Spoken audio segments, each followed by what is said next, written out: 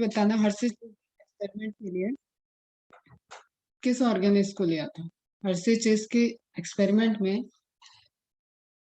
दोनों स्पेसमेन क्या है?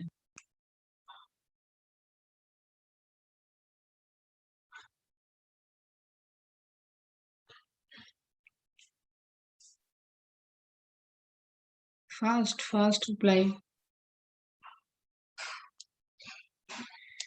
किसका इन्फेक्शन किस पे देखा था और क्या चीज ट्रेस किया था, उनके ट्रेस करने के पीछे का फंडामेंटल क्या है? हर्षिज एक्सपेरिमेंट में क्या यूज किया था उन्होंने? रिप्लाई करो सब।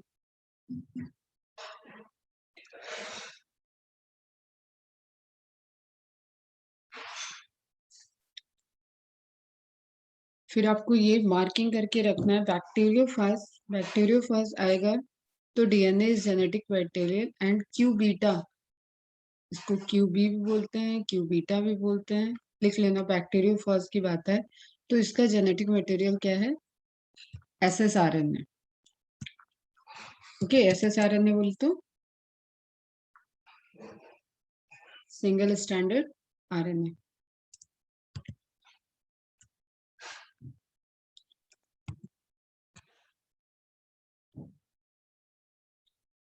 ठीक,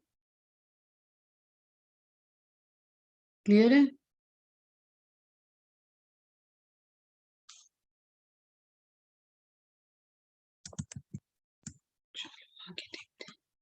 डीएनए एस्टिमेशन समझ में आ गया? डिफरेंसेस रिकॉल हुई, पॉइंट्स कि कौन सा बेस्ट जेनेटिक मटेरियल है, ये मार्किंग हो गया। एंड देन हम इसके बाद पॉइंट सारे हुए, प्रूफ हुआ। Now today we will see about the RNA world. RNA world ये इवोल्यूशन से रिलेटेड है, डिस्कवरी से रिलेटेड है बेटा। इनिशियली आरएनए वर्ल्ड क्या था और आज उसका क्या इम्पैक्ट है। आपके बोर्ड के पॉइंट ऑफ व्यू से भी आरएनए वर्ड इंपॉर्टेंट है, समझना है इसको। This is very very important. Okay, from foregoing discussion, अभी तक जो डिस्कशन हुआ, and immediate questions become evident, which is the first genetic material. पहला प्रिमिटिव जेनेटिक मटेरियल कौन सा था? क्योंकि हमें अभी तक के डिस्कशन से ये तो समझ में आया कि DNA and RNA are the genetic material. ठीक है, DNA and RNA are the genetic material, इतनी बात हमें समझ में आई। लेकिन इनमें से कौन सा पहले था? तो प्रायोरिटी हम किसको दे रहे थे अभी? डीएनए को। लेकिन जब प्रूफ देखा गया कि पहले कौन आया, तो प्रूफ ये आता है कि आरएनए पहले आया। तो वो जो आरएनए का दबदबा था, वो जो आरएनए खुद से एक्युमुलेट होके आरएनए बना एंड उसके बाद लाइफ ओरिजिन हुई, डीएनए का फॉर्मेशन हुआ, उन सभी चीजों को बोलते हैं आरएनए वर्ल्ड। ओके, ऐसे बोलते हैं ना कि उसका एरा चल रहा है, उसी तरीके से क्या हुआ? RNA world. तो क्वेश्चन ये था, which is the first genetic material? Okay, answer ये है कि RNA was the first genetic material. ये डायरेक्ट क्वेश्चन है बेटा, मार्किंग करके रखना। RNA was the first genetic material, लेकिन क्यों? Okay, there is now enough evidence to suggest that essential life process such as क्या क्या हो जाता है? मेटाबॉलिज्म इस यहाँ पे देखो, मेटाबॉलिज्म में तो वैसे भी सब कुछ आ जाता है, बट यहाँ पे लिखा है ना ट्रांसलेशन, मतलब प्रोटीन का फॉर्मेशन। स्प्लाइसिंग मतलब removal of introns, removal of, you can say non coding region, simply आप ऐसे लिख लेना। ठीक है, एग्जाम्पल में कैसे लिखोगे? फटाफट ऐसे एक इमेज बनाओ।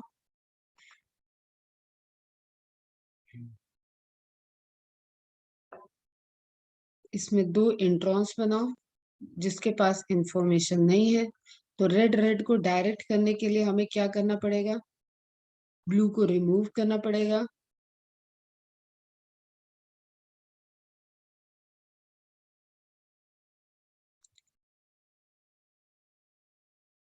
एंड ब्लू के रिमूव होते ही आपके पास क्या रहेगा? सिर्फ रेड, मतलब इसके पास नॉन कोडिंग रीजन रिमूव हो गया। ओके, तो नॉन कोडिंग रीजन को रिमूव करते ही क्या होता है, आपके कोडिंग रीजन पास में आ जाते हैं, एक लाइन से आ गए। ये सारे क्या है, कोडिंग रीजन। तो कोडिंग रीजन एक पास में आ गए तो अब तो कोई दिक्कत नहीं है ना, डायरेक्ट इसको कोड करते जाओ, प्रोटीन बनता जाएगा। तो that mechanism by which introns are removed or non-coding regions from the mRNA is removed is known as splicing. Is it clear? Splice out हो गया, ठीक है। इसको पूरा पढ़ना भी है आपको, स्प्लाइसियोसोम मॉडल पढ़ना है। Is it clear? छोटा सा इमेज बनाओ, फर्स्ट स्टेज ऐसे बना लो, और ये आपको क्लियर रहेगा। इसको आप इधर बना दो, इसको आप इधर बना दो, ये रिमूवल हो गया, इससे कोई मतलब नहीं, डिजेनरेट हो जाएगा। Is it clear? यस और नो? Reply fast. आंसर नहीं दिए तुम लोग। हर्से एंड चेज एक्सपेरिमेंट का, Hershey and chase experiment done on E coli and bacteria wise. E coli पर एक्सपेरिमेंट किया गया था, किसका? बैक्टीरियोफाज का। टेक्निक क्या थी? Radio tracing technique. Radio tracing technique से किसको किसको रेडियो आइसोटोप से रेडियो एक्टिविटी ऐड की गई थी? डीएनए और प्रोटीन को, ठीक है, फास्फोरस और सल्फेट को। ये सब चीजें याद रखो बेटा माइंड में। नाउ नेक्स्ट आता है RNA used to act as a genetic material as well as catalyst. Catalytic property है, यहाँ क्या बता रही थी मैं, essential life process evolved around RNA. Okay, तो यू कैन रिलेट कि मेटाबॉलिज्म के लिए जो भी एंजाइम चाहिए वो आरएनए से चल रहा है। राइबोसोम के अंदर आरआरएनए है, ठीक है। प्रोटीन सिंथेसिस में एमआरएनए सीक्वेंस को लेके जा रहा है, राइबोसोम पे आरआरएनए है ही, टीआरएनए कोडॉन को लेके आएगा, एंटी कोडॉन को लेके आएगा, मतलब अमाइनो एसिड को लेके आ रहा है। तो यू कैन रिलेट कि ये जो सबसे इंपॉर्टेंट मैकेनिज्म है प्रोटीन सिंथेसिस की, उसमें ही तीनों आरएनए का इन्वॉल्वेशन है। ओके, क्लियर है? तो उसी के बाद around evolve around RNA. RNA used to act as a genetic material as well as catalyst. Ribosome की बात हो रही है यहाँ पे, कई बार देख चुके हो ये point. There are some important biochemical reactions in living system that are catalyzed by RNA catalyst and not by protein enzyme। ये RNA catalyst क्या है, ये लिख लो यहाँ पे पेंसिल से, ribosome. But RNA being a catalyst was reactive and hence unstable। This is true statement और false statement, उसमें पूछा जा सकता है, ये बहुत इंपॉर्टेंट है, अंडरलाइन करो, ठीक है। एनसीईआरटी चल रहा है। Therefore, DNA has evolved from RNA, जो अनस्टेबल था उससे ही इवॉल्व हो सकता है, from RNA with chemical modification. क्योंकि डीएनए और आरएनए अलग अलग हैं लेकिन बेसिस सेम है, दोनों के पास न्यूक्लियस बेसिस हैं, नाइट्रोजनस बेसिस हैं, ठीक है, न्यूक्लियोसाइड या nucleotide you can say, nitrogenous bases है, सुगर है, फॉस्फेट है, कंपोजिशन अप्रोक्सीमेटली सेम है लेकिन केमिकल मॉडिफिकेशन है, कुछ तो चेंज है उनमें, that make it more stable. तो आरएनए में मॉडिफिकेशन होने से डीएनए मिला। जो चीज ऑलरेडी स्टेबल है उससे कोई नई चीज तो कैसे फॉर्म होगी? ऑल्दो वी नो कि देयर इज ट्रांसक्रिप्शन जिसमें डीएनए से आरएनए बनता है, लेकिन हम बात कर रहे हैं कि सबसे पहले क्या बना था। ओके, तो आरएनए मॉडिफाइड हुआ and RNA evolve into modified and evolve into formation of DNA. ये आरएनए वर्ल्ड कहता है और इसके प्रूफ है, ये एक्सेप्टेड थ्योरी है बेटा, ये ऐसे कोई हाइपोथेसिस में आपको नहीं बता रही, this is accepted. DNA being double stranded and having complementary strand further resist changes by evolving a process of repair। Okay बेटा, डीएनए बीइंग डबल स्टैंडर्ड, क्या डिफरेंस हुआ? डबल स्टैंडर्ड हो गया। हैविंग कॉम्प्लीमेंट्री स्ट्रैंड, अपने complementary मतलब opposite वाला, ठीक है। अगर इधर ए होगा तो इधर टी होगा, इधर जी है तो इधर सी होगा, इधर सी है तो इधर जी होगा, इधर टी है तो इधर ए होगा। तो ये क्या हो गया, इसके कॉम्प्लीमेंट्री। तभी तो आप बोलते हो ना कॉम्प्लीमेंट्री एंटी पैरेलल, ये अपन ने पढ़ ही रखा है। Further resist changes by evolving a process of repair, जिसको बोलते हैं डीएनए रिपेयर, कि क्या ये पेयरिंग सही हुई, जो आपने म्यूटेशन के पॉइंट ऑफ व्यू से देखा है। अगर ये पेयरिंग गलत हो रही है तो उसका इफेक्ट दिखता है आपको। ओके, क्लियर है बच्चा? तो जस्ट आप एनसीईआरटी के पॉइंट ऑफ व्यू से ये सब मार्क कर लो, एंड देन अपन आगे देखते हैं। Is it clear? ये कैसे मार्क है यहाँ पे?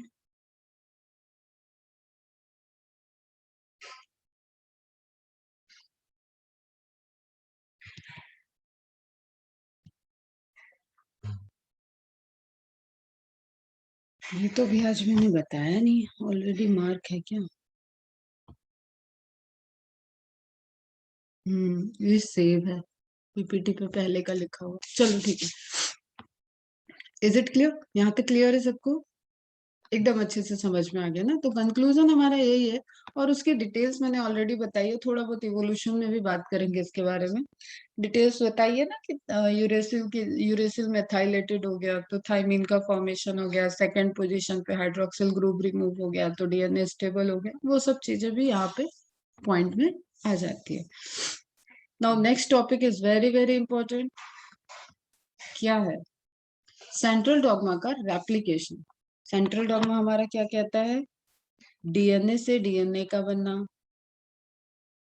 डीएनए से डीएनए का बनना, डीएनए से आरएनए का बनना, आरएनए से प्रोटीन का बनना। This is central dogma of molecular biology. यही है, पूरी बायोलॉजी इसी पे डिपेंडेंट है।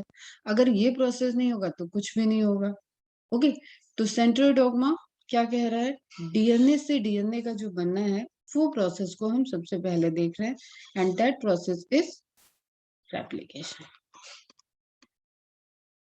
ओके, बहुत इंपॉर्टेंट फिनोमेना बेटा, बहुत क्वेश्चंस आते हैं यहाँ से, वैल्यू है इसकी थोड़ी इस चैप्टर में। Now look at, while proposing the double helical structure for DNA, double helical structure for DNA, Watson and Crick had immediately proposed a scheme for replication of DNA.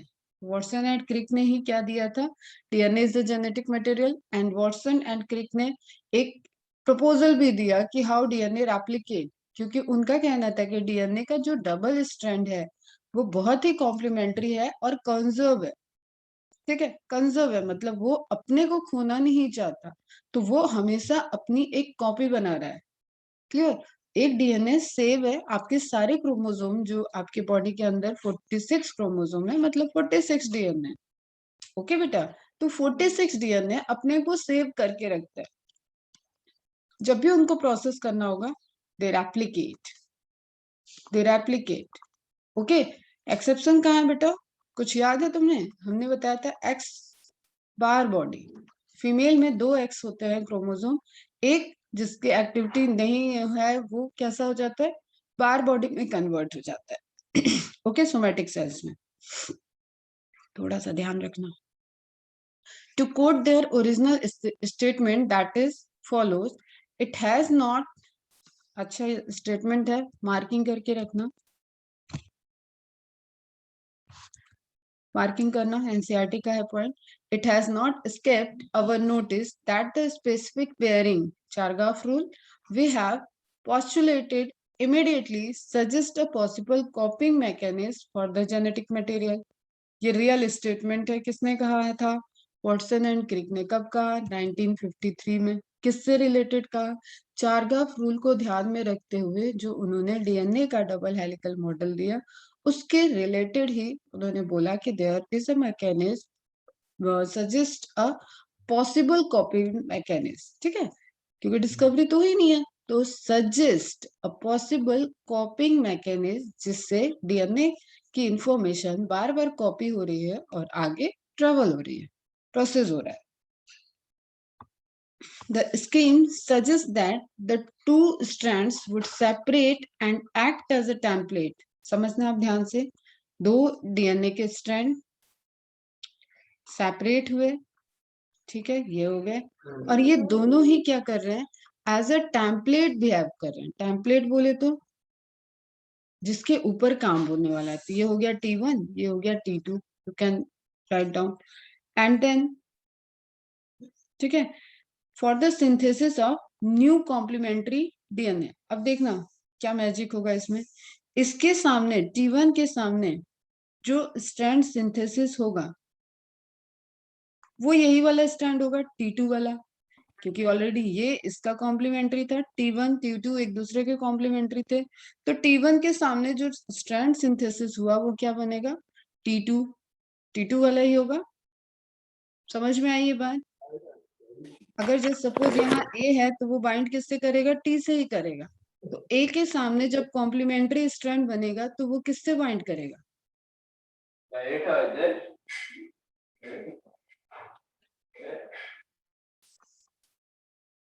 ए के सामने फिर से कॉम्प्लीमेंट्री स्ट्रैंड बनेगा तो उसके पास कौन सा बेस पेयर आएगा बेटा, टी ही तो आएगा ना। तो इस ये जो T2 था उसी की सिंथेसिस हो गई फिर से यहाँ, सेम वे में जो T2 पे सिंथेसिस होगी वो कौन सा होगा, T1 हो जाएगा। क्यों? क्योंकि T1 T2 एक दूसरे के कॉम्प्लीमेंट्री थे, और ये जब सीक्वेंस वही है, सेम है T1 का, तो ऑब्वियसली उसके सामने जब बेस पेयर आप ऐड करोगे तो फिर से T2 ही आ जाएगा। अरे भाई बताओ तो, समझ में आ रहा है नहीं आ रहा है? सीक्वेंस तो हमें सेम ही रखना है ना, थ्योरी ये कहती है कि कैसे वो सिंथेसिस होगा। देखो जैसे अभी बस इमेज को देखो, ये वाला इमेज देखो, अगर हम कह रहे हैं ये ब्लू वाले डीएनए स्ट्रैंड क्या है, पेरेंटल डीएनए स्ट्रैंड है, ओके, तो दोनों पेरेंटल डीएनए स्ट्रैंड सेपरेट हो गए, ब्लू एक इधर है एक इधर है। अब ब्लू के ऊपर जो नया पिंक वाला आपका न्यू डॉटर मॉलिक्यूल सिंथेसाइज हुआ, तो उसका सीक्वेंस ये वाले ब्लू वाला ही तो होगा, क्योंकि ये और ये तो पेयर किए थे ना बेटा। बोलो हाँ ना, सीक्वेंस ऑफ डीएनए मॉलिक्यूल की बात कर रही हूँ, बस इतनी सी बात कर रही हूँ। ये पेयरिंग की लॉ को शो करता है ना बेटा, अगर इधर ए होगा तो इधर टी होगा, इधर सी है तो इधर जी होगा, इधर टी है तो इधर ए होगा, इधर जी है तो इधर सी होगा, सी सी सी जी जी जी, कुछ भी तुम ले आओ, तुम्हें पेयरिंग लॉ पता होना चाहिए। Are you getting my point? तो ये स्ट्रैंड आप बार बार अलग कर दो, ये अपने सामने हमेशा इसी स्ट्रैंड को तो प्रोड्यूस करेगा बेटा, और इसको आप अलग कर दो तो ये अपने सामने इसी स्ट्रैंड को प्रोड्यूस करेगा, पेयरिंग की लॉ है ये। समझ में आया? फरिया को छोड़ के किसी को समझ में नहीं आया? क्या नहीं समझ में आ रहा है वो तो बताओ, आ गया ना? मुझे प्रतीक, प्रफुल्ल, इसरार, विलास सावंत कौन है, यश सावंत, यश अपने नाम से एंटर किया करो, Ambukar Yash, is it clear? Okay, very good. तो अभी चलते हैं फिर देखते हैं कैसे प्रूफ हो गए। Strands would separate and act as a template for the synthesis of new complementary strand. After the completion of replication, each DNA molecule would have one parental and one newly synthesized strand. ये concluding point है, हम आएंगे यहाँ तक पूरी research में देखेंगे कि आप कैसे कह सकते हो कि एक parental और एक newly synthesized strand है, ओके? ये तो ऑलरेडी नोन है इसलिए लिखा हुआ है, मतलब this is proven. This scheme was termed as semi-conservative DNA replication. इस स्कीम को जिसमें एक पेरेंटल एक डॉटर डीएनए होगा, नए स्ट्रैंड के अंदर एक पेरेंटल एक डॉटर डीएनए होगा, इस स्कीम को क्या कहते हैं, semi conservative. Is it clear? Okay,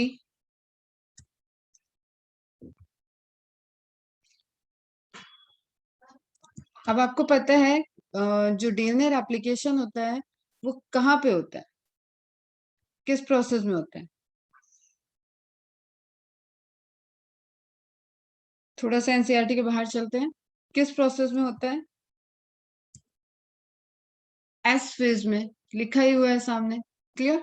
S phase में होता है, सेल साइकिल के एस फेज में होता है DNA synthesis, replication of DNA.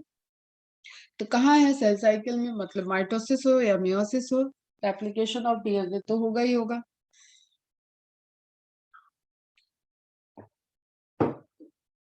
अब देखो, जो थेरीज हैं बियॉन्ड द एनसीईआरटी चल रहे हैं, तो भूल जाओ कि सेमी कंजर्वेटिव मैकेनिज्म है। जो थ्योरी है वहां पे पॉसिबिलिटी क्या हो सकती है रेप्लिकेशन ऑफ डीएनए की, क्या क्या हो सकती है उसी थ्योरी में आते? There are three possibility for the replication of DNA: dispersive mechanism, conservative mechanism and semi conservative. One by one हम लोग शॉर्ट में देख लेते हैं। According to dispersive method, dispersion है, okay, the original molecule disperse हो जाए, सिंपली छोटे छोटे पीसेस में टूट जाए और बाकी के पीस वहां पे वो रेप्लिकेट करके जनरेट करके पूरा कंप्लीट डीएनए बना दे, ऐसी थ्योरी थी डिस्पर्सिव, ओके।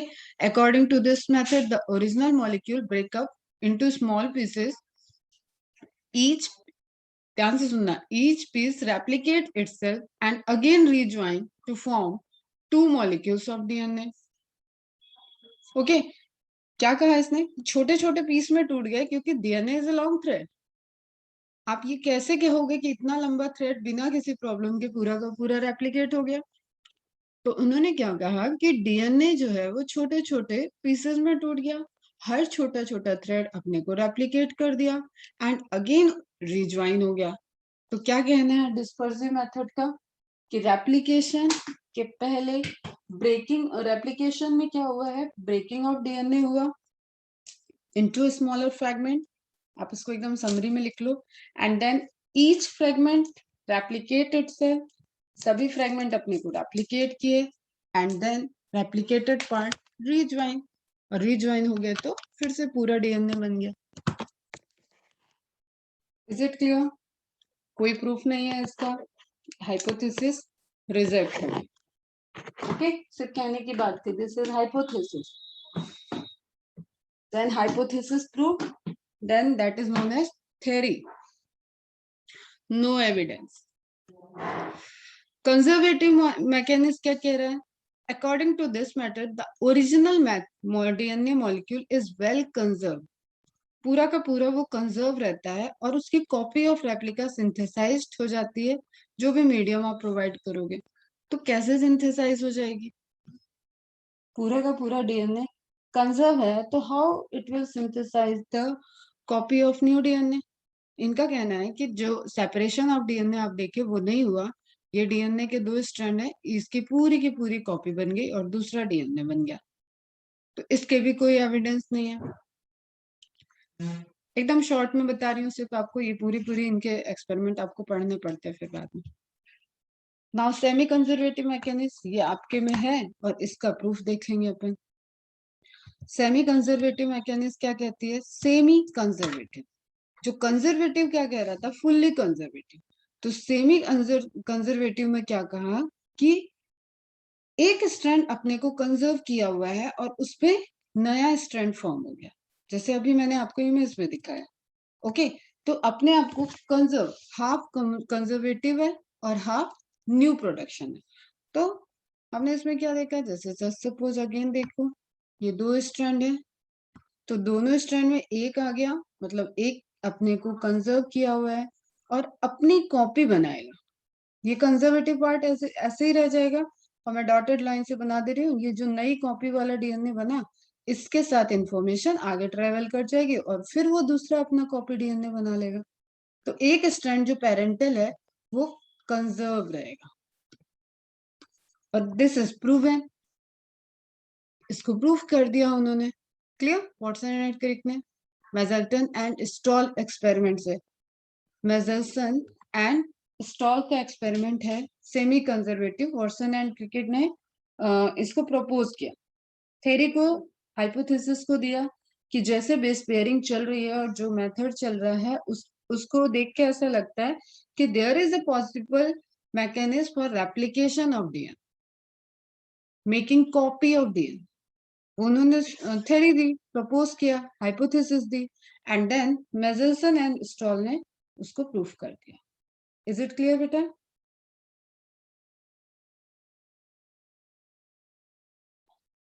ओके। और आपको मैं, अगर आपका इंटरेस्ट होगा तो मेजल्सन एंड स्टॉल अभी भी लाइव हैं, ठीक है, जिंदा हैं ये लोग।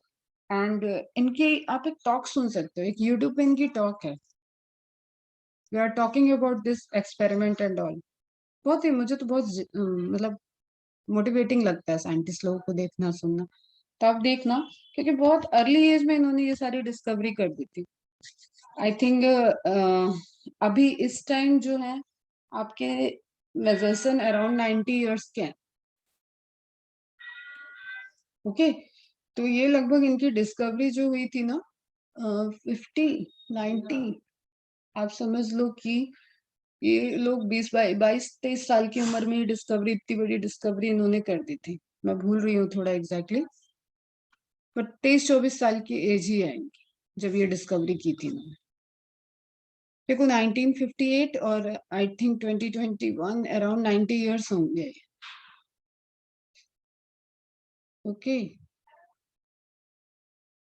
तो बहुत ही, एक कहते हैं ना कि एक अप्रोच जो होना चाहिए, जो थिंकिंग होनी चाहिए, उसी टाइम ये अपना PhD student, as a student work कर रहे थे, और एज ए स्टूडेंट में ही इन दोनों ने डिस्कवरी की थी।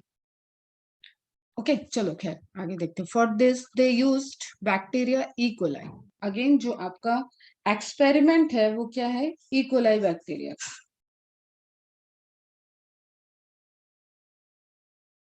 ओके बेटा।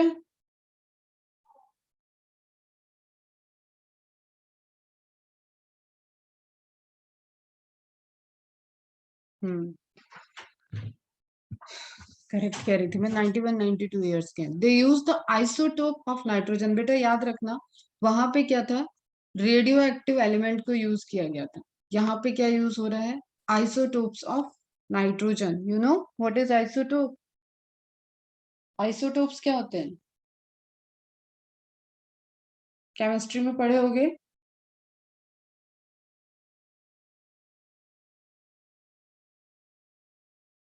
कोई बताएगा?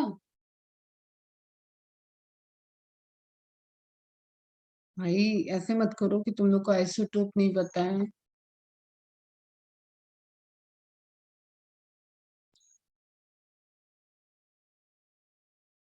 एक कॉमन एग्जाम्पल बताया गया होगा तुम्हें, ड्यूटेरियम का, प्रोटियम का और ट्राइटियम का, आइसोटोप्स में, हाइड्रोजन के आइसोटोप्स में। Same elements different, same number of proton but different number of neutrons. Yes, correct. तो उसी तरीके से इन्होंने क्या यूज किया? नाइट्रोजन को यूज किया। नाइट्रोजन को जो इन्होंने आइसोटोप्स लिए नाइट्रोजन के, वो थे N14 और N15। N14 and N15। तो which one is heavy isotope? Heavy isotope इसमें से कौन सा हुआ?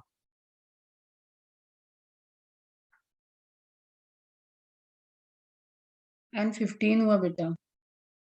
चलो आगे चलते हैं। In their experiment, they cultured bacteria E. coli in a culture medium which contains heavy nitrogen. Heavy nitrogen मतलब N15। पूछा जाता है ये, जरा ध्यान में रखना तुम लोग। N15 जो हैवी नाइट्रोजन को यूज किया, कैसे? अब ये नाइट्रोजन कल्चर मीडियम में है। Culture medium you can relate it, it is a food for the bacteria. तो जब भी वो उसके अंदर जाएगा तो उसके मेटाबॉलिज्म में इन्वॉल्व होगा। मेटाबॉलिज्म में इन्वॉल्व होगा तो N15 को वो यूज कर रहा है मीडियम में। एन नॉर्मल नाइट्रोजन नहीं था, N15 है, तो वो उसको यूज कर रहा है, तो उसके डीएनए वगैरह में N15 जाएगा। नाइट्रोजनस बेस जब जब बनेगा, नाइट्रोजन चाहिए हमें, नाइट्रोजन जब बनेगा तो नाइट्रोजन कैसा होगा? हैवी आइसोटोप होगा। ये बेस समझ में आया आपको एक्सपेरिमेंट का? Is it clear?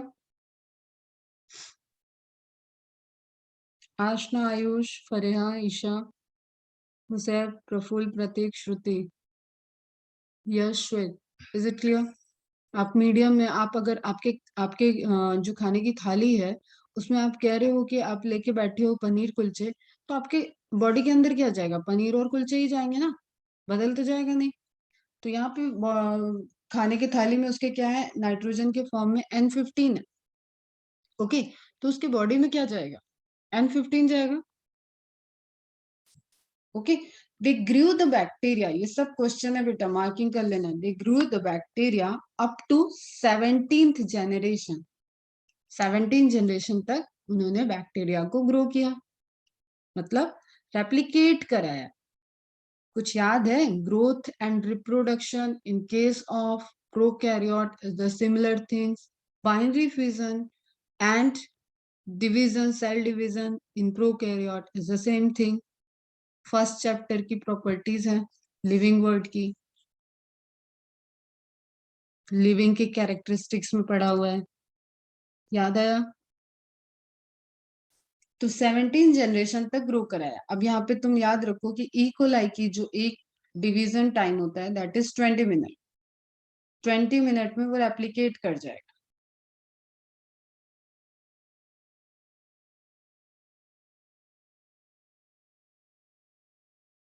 तो इसका मतलब अगर आपके मीडियम में 100 इक्वलाई हैं तो 20 मिनट बाद क्या होंगे वो?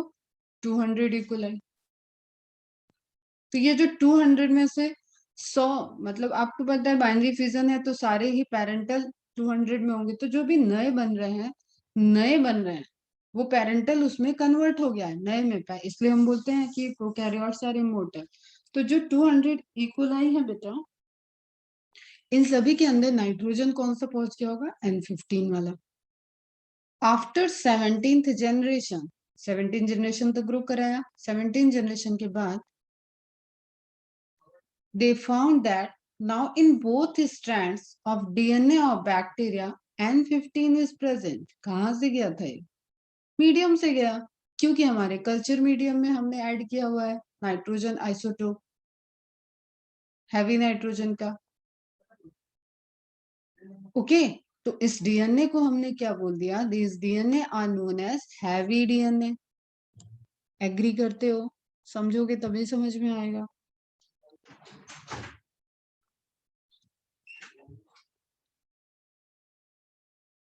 Okay, one of these bacteria, मतलब हैवी डीएनए वाले बैक्टीरिया को कल्चर किया, वहां से डीएनए के बैक्टीरिया की कॉलोनी हटा ली एंड उसके बाद फिर से उसको कल्चर करना। ठीक है, किस में? अब दूसरा मीडियम ले रहे हैं, देखेंगे कि ये बैक्टीरिया अब फिर से डिवाइड करेगा तो हमें क्या मिलेगा। जब हमने नॉर्मल नाइट्रोजन को दिया, मतलब नॉर्मल नाइट्रोजन यहाँ डिफ्रेंशिएट करना पड़ेगा बेटा आपको, तो नॉर्मल नाइट्रोजन इन्होंने किसको कंसिडर किया? लाइट डीएनए को, लाइट नाइट्रोजन को। ओके, समझो यहाँ पे क्या होने वाला है, यहीं पे सारा सेमी कंजर्वेटिव छुपा हुआ है। तो उसकी लेबलिंग किससे? वो आइसोटोप क्या है? N14। तो N15 वाले बैक्टीरिया जो जनरेट हुए थे कितने जनरेशन के बाद? 17th जनरेशन में। यहीं पे सारे क्वेश्चन बता देती हूँ तुमको क्या पूछा जाता है। N15 बैक्टीरिया मीडिया में जनरेट हुए 17 जनरेशन।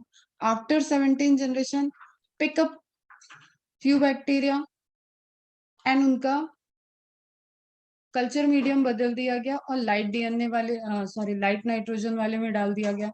अब क्या? अब ये जब जब रेप्लिकेट करेगा N15 तो ये N14 आएगा वहां पे। क्यों? क्योंकि मीडियम में तो N14 जा रहा है। ओके, लेकिन इसको उन्होंने बहुत लंबी जनरेशन तक नहीं देखा। लंबी जनरेशन तक देखते तो N14 सभी N15 को रिप्लेस कर देता, सिर्फ एक डीएनए का एक स्ट्रैंड N15 रह जाता और आपके जितने मॉलिक्यूल इकोलाई बने, सपोज फिर से 100 डाले और 200 बना, तो 200 में कैसा हो जाता? सब सब मैक्सिमम कितने होते? N14 वाले होते, तो फिर से उनको नहीं मिलता कि सेमी कंजर्वेटिव है। ये कैसे प्रूफ होगा? ये तो पूरा का पूरा कन्वर्जन आ जाएगा। तो उन्होंने क्या किया? After 1 generation, this is question, after 1 generation, mark करो इसको, सिर्फ एक जनरेशन, मतलब जस्ट आफ्टर 20 मिनट उन्होंने वहां से कॉलोनी को पिक कर लिया, बैक्टीरिया को पिक किया। कि यहाँ पे तो एक ही बार रेप्लिकेशन हुआ होगा, वन टाइम रेप्लिकेशन हुआ होगा। तो बेटा अब जो पेरेंटल डीएनए और एक बार रेप्लिकेट हुआ तो डॉटर सेल के अंदर डीएनए, समझो, डॉटर सेल के अंदर DNA, if you analyse that DNA then you can see ना कि सिर्फ एक ही बार रेप्लिकेशन हुआ है तो कैसे हुआ होगा। आई बात समझ में, बेस समझ में आया एक्सपेरिमेंट का। अगर इसी को आप 100 टाइम यहाँ पे लिख दोगे तो बेटा वो तो खो जाएगा। ओके, तो after one generation they found that the density of DNA, again आएगा आपका सेंट्रीफ्यूगेशन, टूल्स एंड टेक्निक का सब रिवाइज कर लेना बेटा, कहीं पे होगा आपका। तो after one generation they found that the density of DNA of bacteria is intermediate between heavy DNA and light DNA. अगर वो 17 जनरेशन बाद देखे थे और उनको डेंसिटी क्या मिल रही थी, N15 वाली। ओके, फिर से अगर वो जनरेशन 10 जनरेशन भी बढ़ा देंगे तो उनको क्या मिलेगा, N14 वाला। बट जस्ट एक जनरेशन बाद उन्होंने स्टॉप कर दिया। यहाँ तक क्लियर है? ठीक है, तो अभी यहाँ पे क्या चल रहा है प्रोसेस, ये पेरेंटल डीएनए एक जनरेशन में, मतलब एक बार डिवीजन हुआ, सेल डिवीजन, तो उसका एस फेज आया होगा, सेल अपने आप को डिवाइड किया होगा, एस फेज एक बीता, नई सेल्स बनी होंगी तो नया डीएनए उसके अंदर होगा। बस हमने एक जनरेशन में स्टॉप कर दिया, तो यहाँ पे उनको क्या मिला कि एक डीएनए स्ट्रैंड, मतलब जो आधी कॉलोनी होंगी उसमें N14 N15 का डीएनए का डेंसिटी ग्रेडियंट कैसा मिल रहा है, इंटरमीडिएट मिल रहा है, नहीं N14 मिला नहीं N15 मिला। इफ, एक मिनट बेटा, अगर वो वेट कर देते, कितना जनरेशन, 10 जनरेशन, 15 जनरेशन, तो उनको क्या मिलता, N14। पहले उनके पास क्या था, N15। ओके, तो जस्ट आफ्टर वन जनरेशन जब उन्होंने देखा तो उनको इंटरमीडिएट मिला, इसका मतलब there is half N14 half N15। तो एक नया स्ट्रैंड आया, एक ओल्ड स्ट्रैंड था। This is simply semi conservative, half conservative. Okay, marking कर लेना। और bacteria is intermediate between the and heavy DNA and light DNA. This explains that these DNA molecules have one parental strand and one new strand. That's why these have intermediate density. Density gradient के according वो separate कर रहे हैं। कौन सी technique use करेंगे, centrifugation. Centrifugation से उन्हें जो सेपरेशन में डीएनए के डेंसिटी मिल रही है वो कहाँ मिली, उन्हें बीच में मिली। ओके, कुछ पेरेंटल मिलेगी कुछ डॉटर मिलेगी, लेकिन बीच में उन्हें एक इंटरमीडिएट भी दिखा।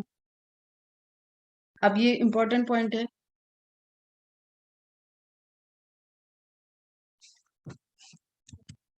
बेस समझ में आ गया ना बेटा?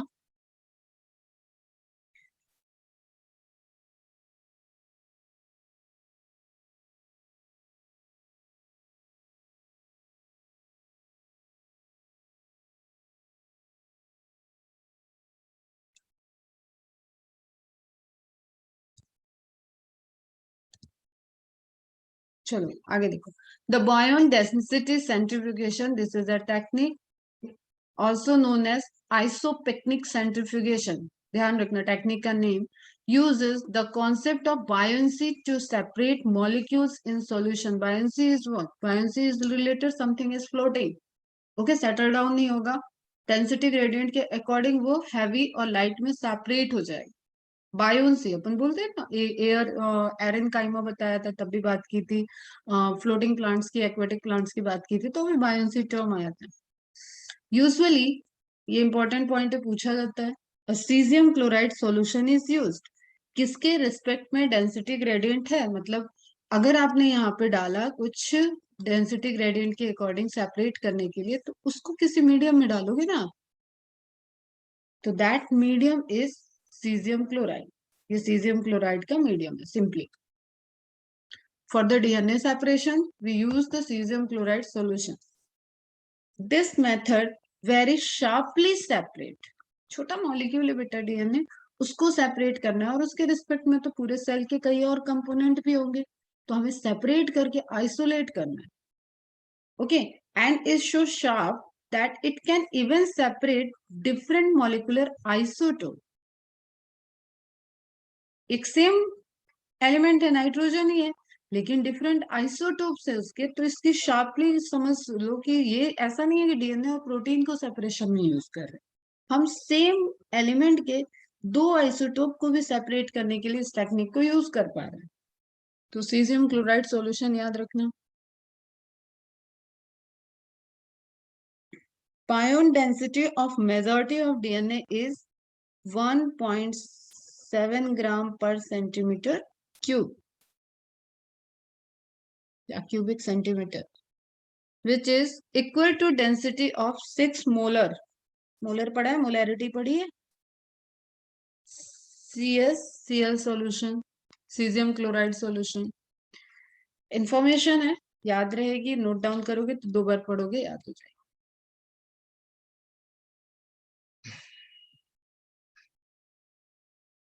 In intermediate or hybrid DNA, one strand of DNA has N15 and the other complementary DNA strand has N14.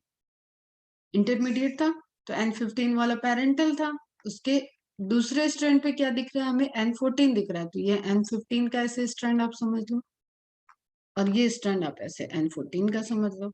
Complementary हो गए दोनों एक दूसरे के, but half N15 half N14 हो गया. This experiment confirmed that during replication of DNA, one parental strand of DNA is conserved. That's why semi-conserved, which behaves like a template. और वही क्या हो गया, template हो गया. On which, जिसके ऊपर new DNA strand is synthesized.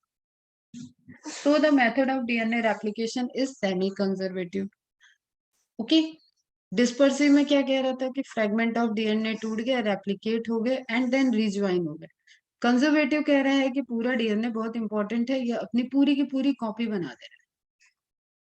कैसे बना रहा है, क्या बना रहा है, कोई मतलब नहीं. ये सेंट्रीफ्यूगेशन का आपको एक इंस्ट्रूमेंट दिख रहा है, ये अंदर यूनिट होती है, इसमें बहुत तेज रोटेटिंग स्पीड होती है. उस स्पीड से सेंट्रीफ्यूगल फोर्स के अकॉर्डिंग और जो डेंसिटी ग्रेडियंट के लिए सॉल्यूशन यूज किया जा रहा है, तो एज ए रिजल्टेंट जब आप देखो यहाँ मिक्सचर दिख रहा है, फिर आपने ऑपरेट किया और उसके बाद यू कैन सी कि यहाँ दूसरे तरीके के पार्टिकल दिख रहे हैं, इधर दूसरे, यहाँ दूसरे शेप के स्ट्रक्चर दिख रहे हैं.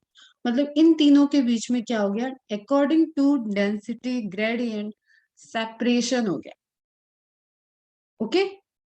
तो हम स्टार्ट किए थे इससे एंड हमें सॉल्यूशन में ये सेपरेशन मिल गया. तो वी कैन रिलेट, इसको मैंने तुम्हें राइबोसोम को पढ़ाते वक्त भी बताया था. श्वेडबर्ग यूनिट, सेडिमेंटेशन कोएफिशिएंट. तो फंडामेंटल ऑफ मेथड वही है, सॉल्यूशन अलग अलग हो जाते हैं. ओके बेटे, स्क्रीनशॉट ले लेना. E. coli grown many generation in heavy medium. क्या था heavy medium में, N15 था.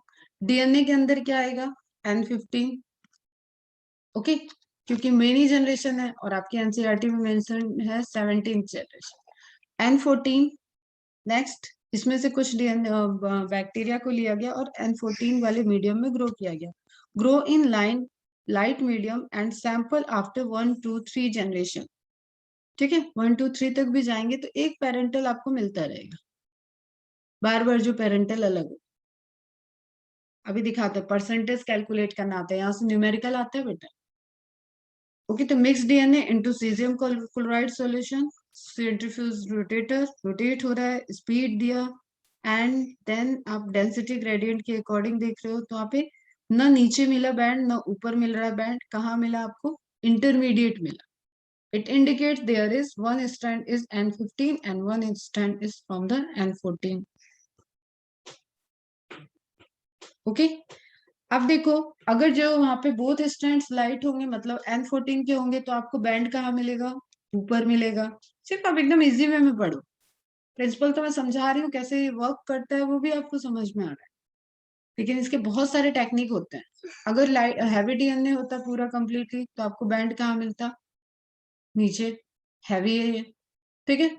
और अगर एक लाइट है और एक हैवी है, एल एल एच एच मतलब both heavy, L L H H medium में लाइट है, हैवी है, तो आपको एक बैंड ऊपर मिला, एक बैंड नीचे मिला। बैंड बोले तो इस इस कैटेगरी के मॉलिक्यूल, जैसे आपको यहाँ पे दिख रहा है ना, दिस इज अ बैंड, ये एक बैंड हो गया। इस कैटेगरी के मॉलिक्यूल यहाँ पे एक मिले, एक यहाँ पे मिले, एक यहाँ पे मिले, तो ये 3 बैंड हो गए। ओके बेटा, नेक्स्ट हम कह रहे हैं कि अरे यहाँ तो कुछ जादू हो गया, यहाँ तो इंटरमीडिएट मिल गया। तो इसमें क्या कह रहा है प्रूफ, कि एक लाइट डीएनए है, एक heavy DNA, light isotope, heavy isotope. तो यहाँ पे both strand light N14, both strand heavy light, heavy light, heavy. Is it clear? Density gradient किधर की तरफ बढ़ रहा है, नीचे की तरफ। ऊपर लाइट है, नीचे हैवी होता है। अब देखो बेटा ध्यान से, कंपैरेटिव कंजर्वेटिव कह रहा था कि पूरा parental DNA as it is रहता है और न्यू डीएनए फॉर्म हो जाता है। मतलब एक हैवी डीएनए से आप अगर लेके चले थे तो आपको लाइटर डीएनए, लाइट डीएनए से आप लेके चले थे और मीडियम आपने हैवी नाइट्रोजन का दिया, तो वो क्या कहना चाह रहे थे कि पूरा का पूरा जो है वो आपका हैवी नाइट्रोजन बना देगा एक ही जनरेशन में। ऐसा कोई प्रूफ नहीं मिला, खत्म हो गई इनकी बात। डिस्पर्सिव कह रहे थे कि टुकड़े टुकड़े, देखो जैसे यहाँ पे क्रॉसिंग ओवर जैसा मिक्स दिख रहा है, कहीं पे ब्लू, कहीं पे पिंक, लाइट ब्लू, ठीक है, स्काई ब्लू और डार्क ब्लू दिख रहा है आपको। तो वो डिफरेंट डिफरेंट पार्ट में टूटा, अपने आप को ज्वाइन किया और देन डिफ्यूजन, देन मिला। तो है तो ये मिक्स, तो इसमें इंटरमीडिएट बैंड आएगा ऐसा उन्होंने बोला, बट ऐसा कुछ आया नहीं एक्सपेरिमेंटल। सेमी कंजर्वेटिव क्या कहा, कि एक पेरेंटल डीएनए सेमी कंजर्व है जो बार बार रेप्लिकेशन। अब देखो अगर आप इस दो स्ट्रैंड को अलग करोगे तो फिर से ब्लू वाला जाएगा तो है नहीं ना, कहीं हमेशा रहेगा।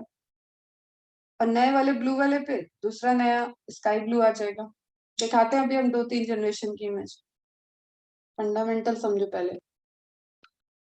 तो ये सेमी कंजर्वेटिव का क्या हो गया, फिर प्रूफ हो गया, ठीक है।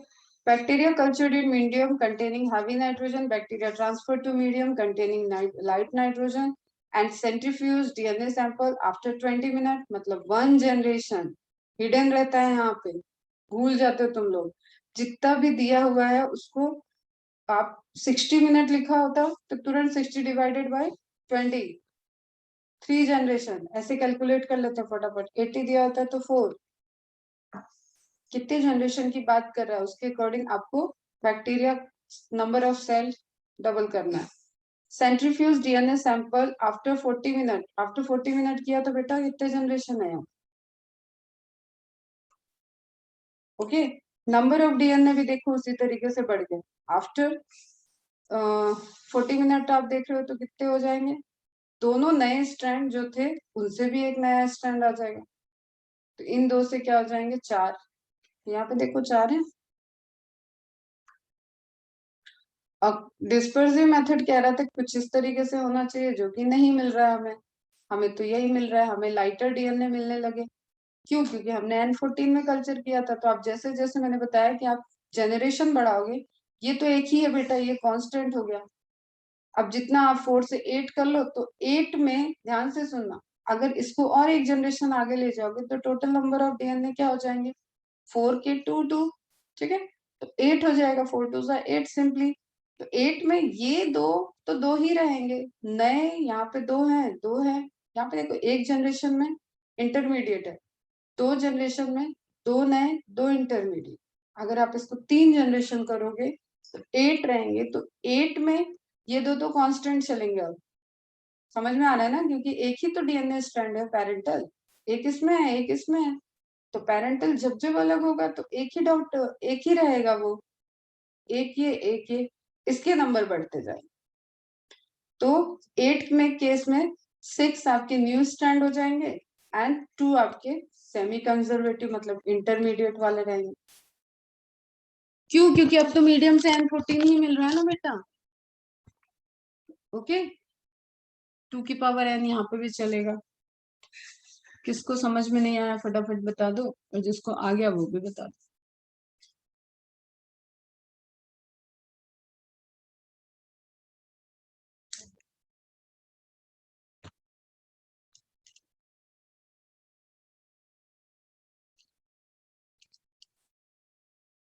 क्लियर है?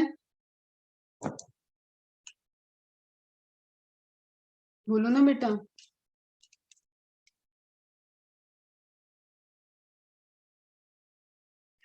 ओके, अब यहाँ पे देखो, आपके पास जब डीएनए स्ट्रैंड होगा तो उसमें दो ही स्ट्रैंड होंगे, दो स्ट्रैंड होंगे। एकदम क्लियर समझो, एक कार्टून इमेज की तरह इसको लो। उस पे क्या होगा, 5 प्राइम एंड होगा, 3 प्राइम एंड होगा, 5 prime and 3 prime, anti parallel DNA strand हो गया।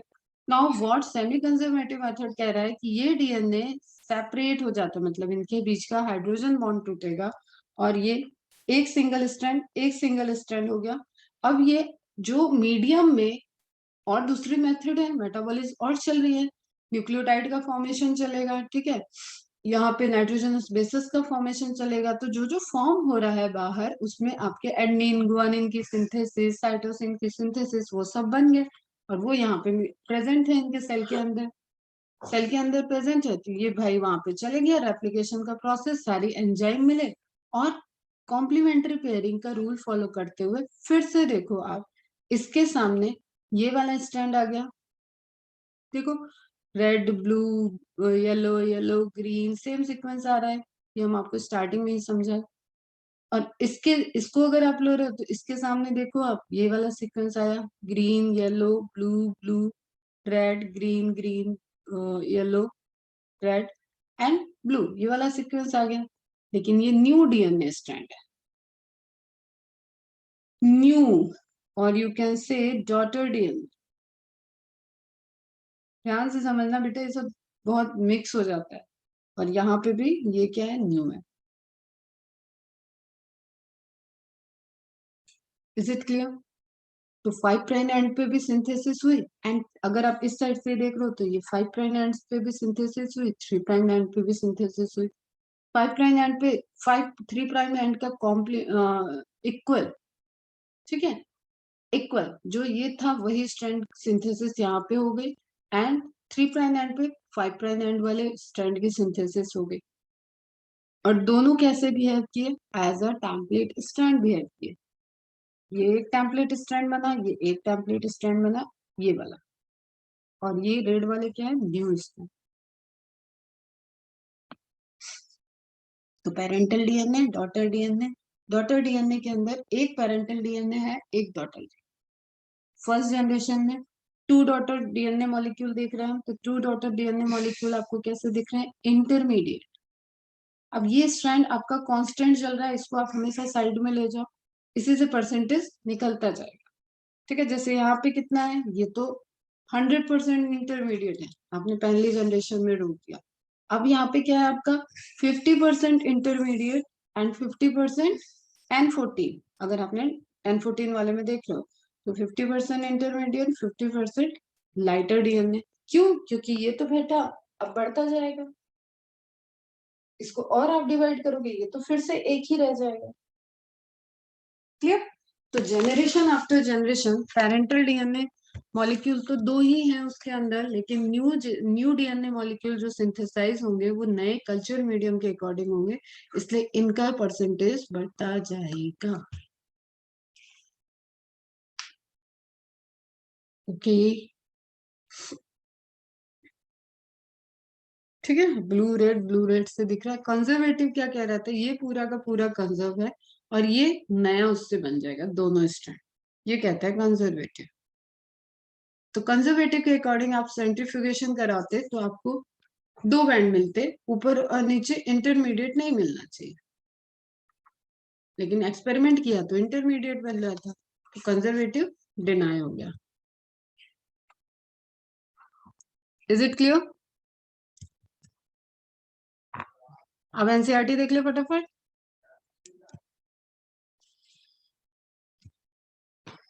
क्या क्लियर है आपको, मेथड समझ में आई? अभी हम इसकी और चीजें बताएंगे, अभी तो एप्लीकेशन की मैकेनिज्म देखनी है, एंजाइम्स देखना है, 5 प्राइम 3 प्राइम पे किस एंड पे लैगिंग स्ट्रैंड क्या होता है, लीडिंग स्ट्रैंड क्या होता है, वो कल स्टार्ट करेंगे। एक्सपेरिमेंटल समझ में आया? ओके चलो मार्क करो। The experimental proof, it is now proven that DNA replicates semi-conservatively. It was shown first in E. coli and subsequently in higher organisms such as plants and human cells. सभी में semi conservative mode से ही application हो रहा है। Matthew Meselson and Franklin Stahl, NCERT में दिए हुए बेटा साइंटिस्ट, अंडरलाइन कर लेना, मार्क कर लेना। Perform the following experiment in 1958। क्या है कंडीशन? दे ग्रू इकोलाई, जो मैंने डायरेक्ट आपको N15 दिया था, वो मीडियम उन्होंने क्या लिया था? NH4Cl का। NH4Cl मतलब अमोनियम क्लोराइड। बेटा मेरे को केमिस्ट्री में मत ले जाओ, तुम लोग ये सब चीजें ध्यान में रखा करो। जब मैं बोल रही हूँ आइसोटोप, जब मैं बोल रही हूँ सॉल्यूशन, तो वो सब चीजें आपकी फंडामेंटल क्लियर होनी चाहिए। They grew E. coli in a medium containing N15 ammonium chloride solution. N15 is the heavy isotope of nitrogen as the only nitrogen source for many generation. क्यों मेनी जनरेशन में किया उन्होंने पहला experiment? Up to 17 generation वो गए। Clear? Medium, जिस culture medium में, जिस पेट्री प्लेट में आप बैक्टीरिया को ग्रो कर रहे थे, उसमें आपने मीडियम में ही डाल रखा है N15। तो जब भी उसको N नाइट्रोजन की जरूरत होगी तो वो N15 यहीं से यूज करेगा, उसी मीडियम से, लेबोरेटरी के अंदर। The result was that N15 was incorporated into newly synthesized DNA as well as other nitrogen containing compound. आपको पता है प्रोटीन के अंदर भी अमाइनो एसिड बनना है, तो सभी जगह क्या पहुंच रहा होगा? N15 पहुंच रहा होगा। क्लियर है? अमाइनो ग्रुप जहां पे भी जरूरत होगी, जहां पे भी नाइट्रोजन का एडिशन हो रहा होगा, सभी जगह उस इकोलाई की कॉलोनी में N15 पहुंच रहा होगा। तो as well as other nitrogen containing compound, enzymes जितने बन रहे होंगे, प्रोटीन जितने बन रहे होंगे, उन सभी में क्या पहुंच रहा होगा? N15 पहुंच रहा होगा। This is for the separation. Nitrogen की प्रॉपर्टी नहीं चेंज होगी, अमाइनो एसिड बनेगा, प्रोटीन बनेगा। क्लियर? बट उसमें जो नाइट्रोजन होगा वो हैवी आइसोटोप ऑफ नाइट्रोजन है। सिंपल सी बात। This is not radio isotope. याद रखना, छोटा सा क्वेश्चन पूछता है, गलत कर देते हैं। This heavy DNA molecule could be distinguished from the normal DNA by centrifugation in a cesium chloride। आगे आपका एनसीईआरटी के पॉइंट में है। डेंसिटी ग्रेडियंट, प्लीज नोट, लिखा हुआ है that N15, please note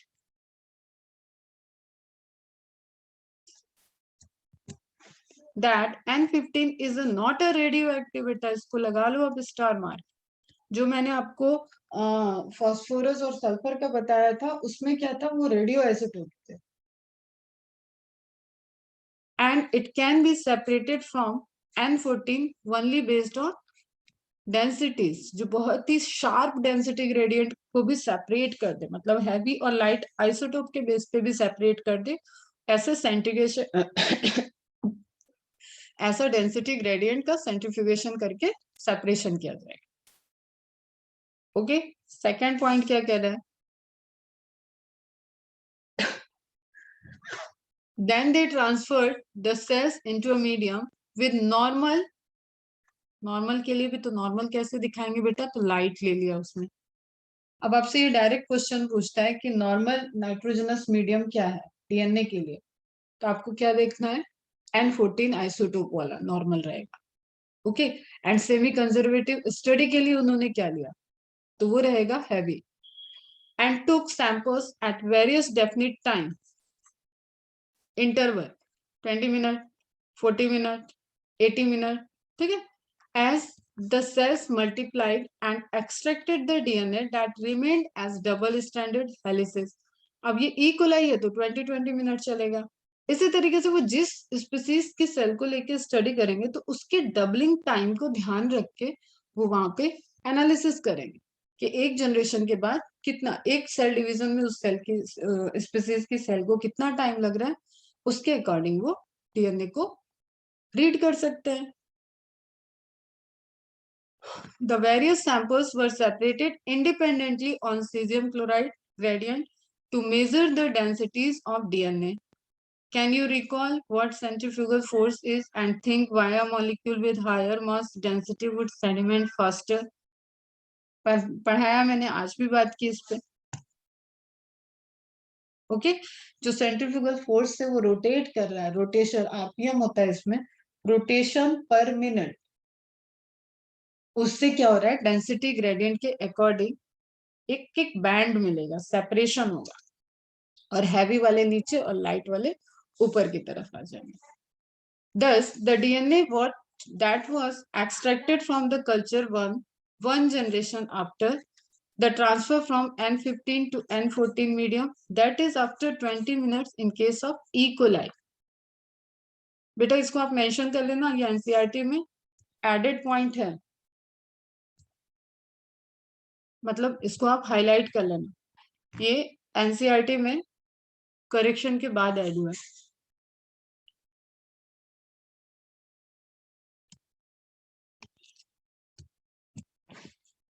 had a hybrid और इंटरमीडिएट डेंसिटी, क्योंकि जस्ट आपने एक जनरेशन में ही आइसोलेट किया. DNA extracted from the culture after another generation, मतलब 20 से एक जनरेशन और आगे 40 मिनट, सेकेंड जनरेशन. ये डायरेक्ट क्वेश्चन है बेटा, ये क्या हो गई आपकी सेकेंड जनरेशन. मार्क कर रहे हो ना, हम इसलिए धीरे धीरे बोल रहे हैं, एकदम आराम से मार्किंग करो. ये सब क्वेश्चन है, ये हिडन डेटा वाले तो क्वेश्चन बहुत ही अच्छे होते हैं बेटा, मैथ्स की तरह. कॉन्सेप्ट समझ में आ गया अब इसको. तो आज आप क्या करोगे ना, अगर मेरा सजेशन फॉलो करो, सिंपली इसको पढ़ना एंड बंद करना और फ्लो चार्ट बना देना इसका, और मुझे सेंड कर दो.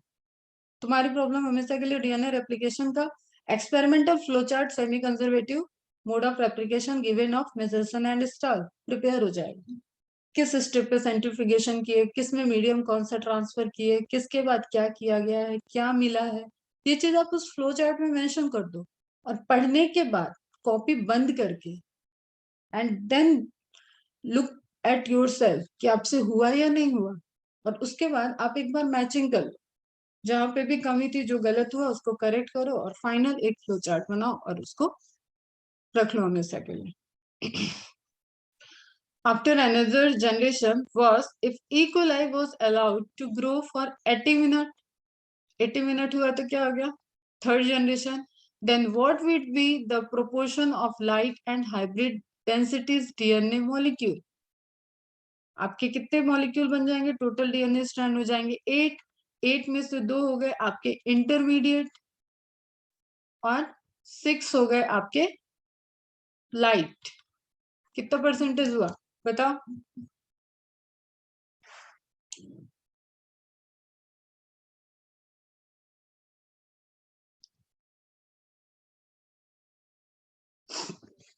कितने परसेंटेज हुए.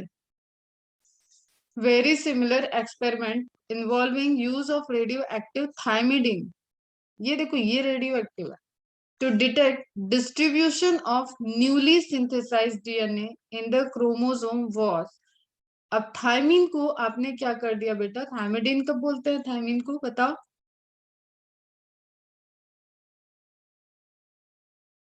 What is difference between thymidine and thymine? ये सब क्वेश्चन के आंसर चाहिए मुझे आज. Newly synthesized DNA in the chromosomes was performed on Vicia faba. Faba beans plant है by Taylor and colleagues in 1958. तो ये यूकैरियोटिक का एक्सपेरिमेंट हो गया. The experiment proved that the DNA थायमिडीन से क्यों किया गया, थायमिन क्या होता है ये तुम बताओगे. हम यहाँ पे बता देते हैं कि इससे क्या होगा, आरएनए में क्योंकि ये प्रेजेंट नहीं है, और कोई एडेनिन गुआनिन साइटोसिन किया होता, उन्होंने साइटोडीन वगैरह लिया होता, तो आरएनए में भी जाता इफेक्ट, तो वो सेपरेट नहीं कर पाते. तो उसको नाइट्रोजन बेस को सर्च किया गया, जिसको सेलेक्ट किया गया जो डिफरेंस है, जो डीएनए का यूनिक है. तो आपको पता है T is present in DNA.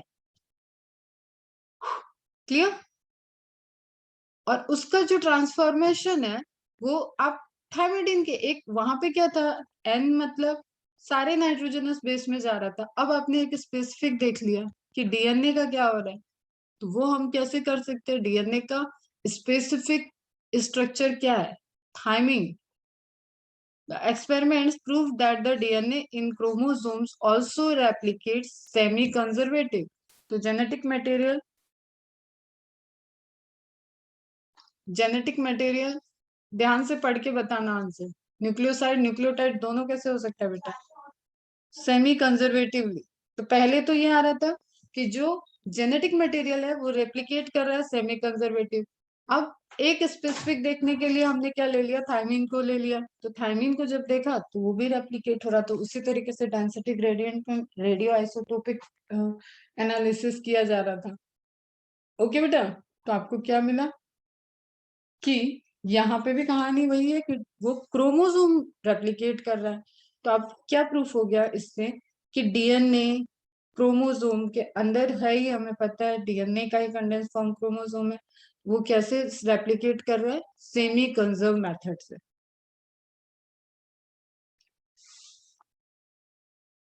Okay, अब सिंपल सा इमेज है बेटा, इस पे कल बात करते हैं। ये एक आपको कंटिन्यूअस दिख रहा है, ये आपको ब्रेक में दिख रहा है। इसके पीछे क्या थ्योरी है, 5' एंड पे कैसे सिंथेसाइज होता है, 3' टू 5' एंड पे कैसे सिंथेसाइज होता है, ये कल हम लोग देखेंगे डिटेल मैकेनिज्म। अभी आप आज पहले फंडामेंटल क्लियर, कल तो शायद छुट्टी रहेगी, जब भी नेक्स्ट क्लास रहेगा तब देखेंगे।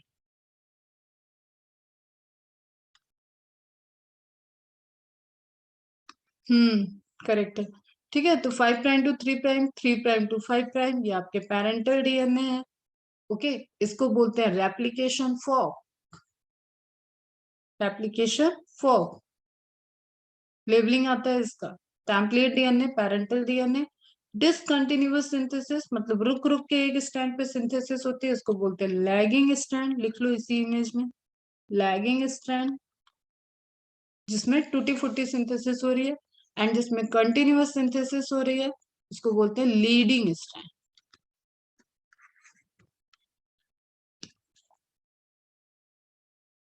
तो discontinuous synthesis, continuous synthesis, and red वाला आपका क्या है, न्यू सिंथेसाइज्ड स्ट्रैंड। एंड ये क्या था आपका, पेरेंटल स्ट्रैंड।